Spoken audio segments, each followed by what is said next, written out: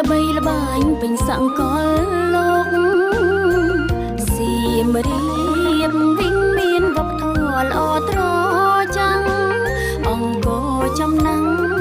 អង្គឆាំងរយៈពីភពលោក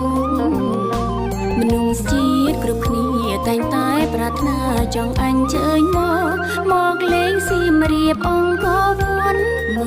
រតកប្រត់សៀង